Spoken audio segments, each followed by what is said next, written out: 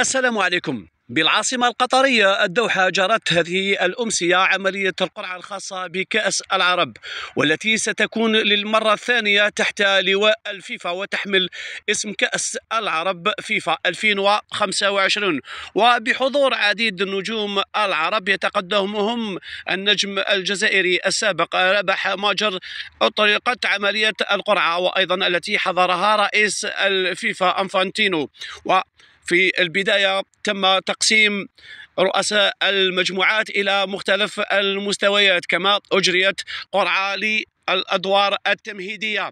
أما عملية القرعة الخاصة بالأربع مجموعات فقد جاءت على النحو الآتي: في المجموعة الأولى التي ترأسها البلد المنظم المنتخب القطري، سيكون بجانبه المنتخب التونسي، وأيضا المتأهل من مباراة سوريا وجنوب السودان، وأيضا المتأهل من منتخبي فلسطين وليبيا.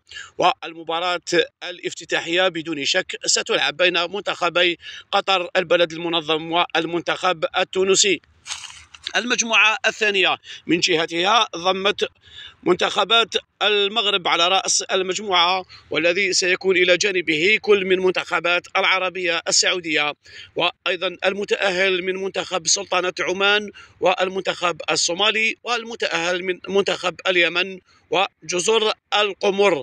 المجموعة الثالثة والتي يتواجد على رأسها المنتخب المصري تضم إلى جانبه كل من منتخبات الأردن، الإمارات العربية المتحدة، والمتأهل من منتخبي الكويت وموريتانيا.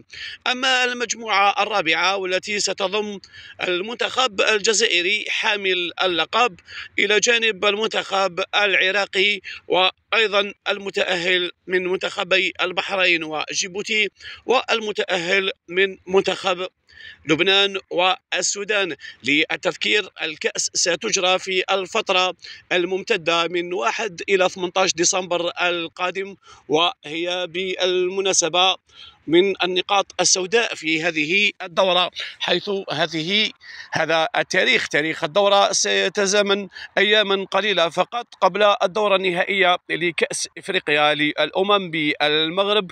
وبدون شك المنتخبات العربية الإفريقية لن تشارك بنجومها من الصف الأول الذي ستتركهم لكأس إفريقيا، وستلعب بمنتخبات من الدور الثاني. فالمنتخب الجزائري سيشارك بلاعبين غالبيتهم من المنتخب المحلي الذي سيلعب أيضا في كأس الشان، وبعض اللاعبين الذين لن يذهبوا إلى الكان. من جهته الناخب المصري حسام حسن أعلن رسميا عدم مشاركته بالمنتخب الأول في منافسات كأس العرب. إذن تبقى نقطة سلبية، ورغم الحوافز المادية الكبرى التي رصدتها اللجنة المنظمة لهذه الكأس، إلا أن المنتخبات العربية الإفريقية ستفضل المشاركة في كأس إفريقيا بمنتخباتها الأولى، سواء كانت منتخبات الجزائر، أيضا تونس، للمغرب، وأيضا مصر، وحتى السودان، وفي حالة تأهلها. ونفس الشيء بالنسبة لجزر القمر. يعني تبقى الكأس رغم كما قلنا العامل المادي، إلا أنها ستصادف هذه المشكلة. ويذكر فقط قبل الختام بأن المنتخب الجزائري هو حامل لقب الدورة الماضية عندما فاز في النهائي على المنتخب التونسي بهدفان مقابل 0 الدورة الماضية، التي عرفت نجاحا جماهيريا كبيرا، مما شجع الفيفا على بعث هذه النسخة الثانية. شكرا لكم على المتابعة، دمتم أوفياء. السلام عليكم ورحمة الله تعالى وبركاته.